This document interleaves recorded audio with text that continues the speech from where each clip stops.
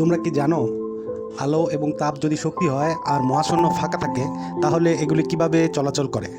অতীতে ধরে নেওয়া হতো যেহেতু পৃথিবীর সকল কিছু স্থানান্তর হতে কোনো না কোনো মাধ্যম লাগে, তাই আলো এবং তাপ সূর্য থেকে পৃথিবীতে আসার জন্য কোনো না কোনো মাধ্যম ব্যবহার করে। তাই বিজ্ঞানীরা একটি কাল্পনিক বস্তু ধরে নিলেন যার ভর নেই, নাম দেওয়া হলো ইথার।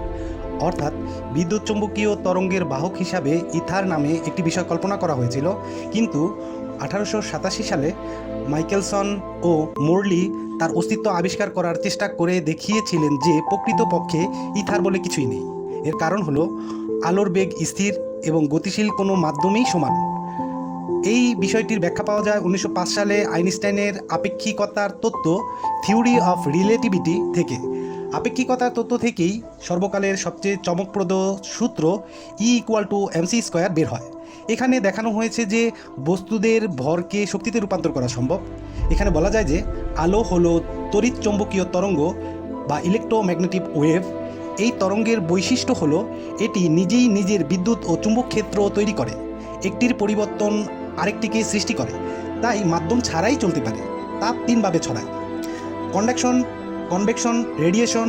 মহাশূন্যে শুধু রেডিয়েশনই হয়, সূর্যের তাপ আসে তড়িৎ চৌম্বকীয় রেডিয়েশন হিসেবে। এমন আরও মজার এবং তথ্যমূলক ভিডিও পেতে সাবস্ক্রাইব করে পাশে থাকুন।